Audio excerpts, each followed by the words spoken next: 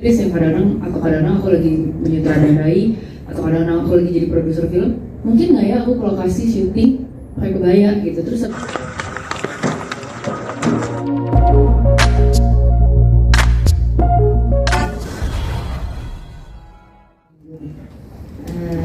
Mbak Dian, kenapa sih tertarik untuk berpakaian kebaya dan kenapa sih suka menggunakan kebaya kira-kira?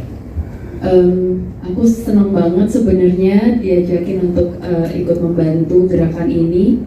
Kenapa? Karena aku suka banget kebaya. Jadi sebenarnya dari zaman masa aku kecil, waktu itu saya masih TK dan masih tinggal sama Eyang.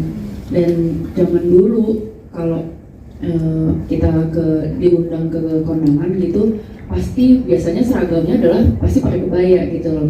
Baju kebanggaannya adalah kebaya, kayak memang selalu mereka akan menunggu sekali untuk menggunakan kebaya. Kebetulan generasi yang kita kan memang itu ya keren banget gitu, dan setiap kali dia mau berangkat ke kawinan gitu, saya selalu kayak nunggu dia keluar kamar selesai dandan.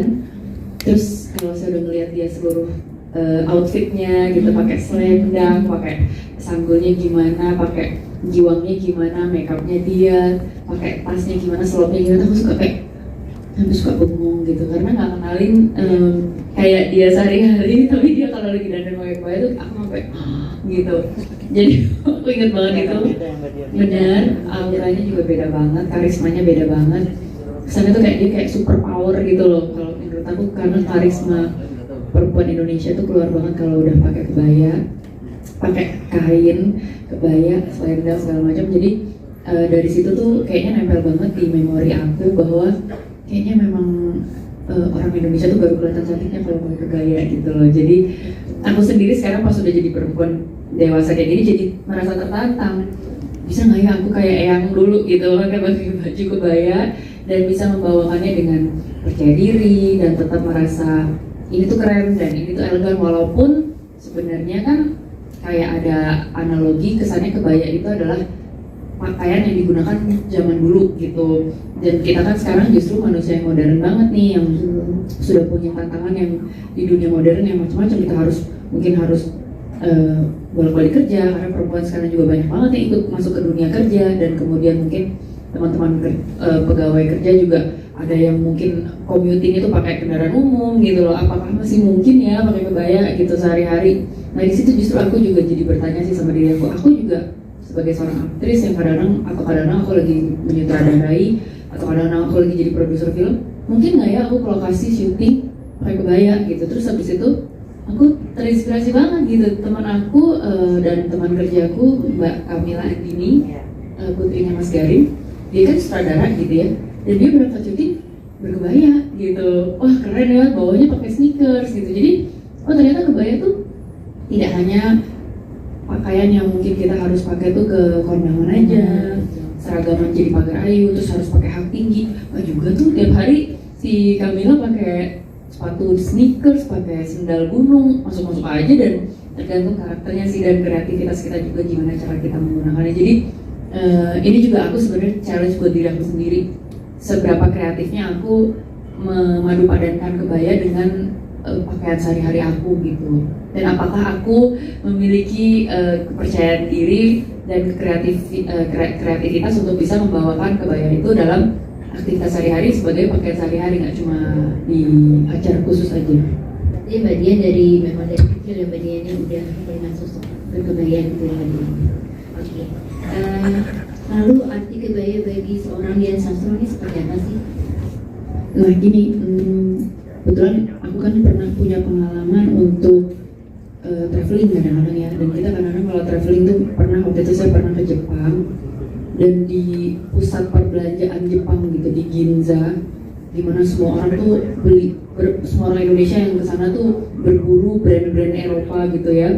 Ternyata yang jalan-jalan di sana yang paling anggun adalah ibu-ibu Jepang dengan kimononya gitu loh. Jadi menurut saya wah inspirasional banget ya, mereka ini beda dari dandanan perempuan Jepang lainnya di sini. Ternyata mereka berkelas banget dan elegan dan anggun sekali, dan bagaimana mereka bisa ngantor dan jalan-jalan makan siang tuh dengan kimono, menurut aku itu kayak udah next level gitu loh, kelasnya beda lah gitu kayaknya. Terus dan nggak harus mahal ya, cuma tentang bagaimana menggunakannya gitu. Terus dan di India ibu-ibu pejabat kenegaraan justru mereka wajib menggunakan sari apabila mereka harus rapat di kenegaraan, misalnya ibu menterinya, ibu pejabat dan sari itu lebih ribet 12 kali daripada pakai kebaya karena justru mereka kainnya tuh 12 meter kalau nggak salah, dan setahu saya tuh diuntel di lilitnya tuh nggak boleh ada jahitan, jadi kayak jumbo gitu loh, cuma mereka benar-benar, tapi itu sari dan mereka tetap bisa menginkorporasi menggunakan sari sebagai pakaian resmi kenegaraan mereka. Kenapa kita enggak ya gitu. Padahal kalau saya lihat fotonya tuh dulu banyak banget ibu negara atau ibu-ibu dubes Indonesia tuh justru kalau di luar negeri menggunakan kebaya, walaupun dingin-dingin gitu pakai coat tapi pakai kebaya. Dan menurut saya kenapa kita nggak bisa mengembalikan zaman itu ya, dimana kebaya tuh benar-benar kita gunakan sebagai busana kebanggaan kita gitu. Itu arti kebaya untuk itu menjawab pertanyaannya. Dari pertanyaannya apa sih? arti kebaya untuk kebaya. Jadi mungkin buat saya kebaya itu kayak busana kebanggaan akan siapa sih diri kita, menurut saya sih itu ya. Iya, setuju sih. Ya. Lalu Mbak Dian, kenapa sih mau menjadi brand ambassador nih dalam gerakan Lebih ke yang mendukung. Yang mendukung untuk program Ini kan movement ya. kebaya, iya betul, Ghost to UNESCO ini. Saya senang banget kenapa saya bisa menjadi sahabat dari gerakan kebaya Ghost to UNESCO, karena saya sendiri adalah penggemar kebaya. Dan jujur aja nih, kalau saya bisa share sama Mbak Ayu, Mbak Meta, dan mungkin teman-teman media di sini, saya tuh nggak sendirian karena saya tahu yang suka kebaya tuh banyak, teman-teman penggerak atau teman-teman influencer, teman-teman artis juga banyak. Dan saya ajakin bareng-bareng, terus terang saya udah secara personal saya nelfonin mereka satu-satu, saya nelfonin Andin, barengan yuk pakai kebaya gitu. Dan setiap kali mereka memberikan positif comments dalam postingan saya berkebaya, barengan dong kita ngopi yuk tapi pakai kebaya gitu. Raisa aja saya ajakin janjian apa kita ketemuan. Terus habis itu jadi saya ngajakin teman-teman saya tuh, saya bersyukur banget karena memang banyak yang udah mau. Dan saya paham gerakan ini tuh bukan cuma milik saya gitu, ini milik kita semua gitu. Jadi saya ngajakin aktris teman saya Syarifah Danish. Jadi dia memang sering balas-balasan sama saya, posting-posting OOTD pakai kebaya, dan dia juga seneng gitu. Yang kedua saya ngajakin Titi Rajo Padma, dia juga komposer, dia juga suka menggunakan kebaya dalam aktivitas-aktivitas, jemput anak lah apa segala macam. Bahkan pernah sepeda pakai kebaya dia mas. Itu agak bahaya nggak sih, aku nggak tahu sih. Asal nggak pakai kain nih belibet kan. Terus saya juga ngajakin tadi Andin, saya ngajakin sebenarnya juga mau nih Tara Basro. Cuma kebetulan dia untuk aktif sekarang, film saya baru mau keluar pas tanggal segini, jadi mohon maaf saya belum bisa aktif sekarang karena besok dia mau premier. Mungkin teman-teman media juga diundang untuk premiernya. Terus saya ngajakin Mbak Happy Salma yang memang sudah sering sekali menggunakan kebaya. Cuma kadang-kadang dia nggak berdomisili di Jakarta kan, dia kan di Bali.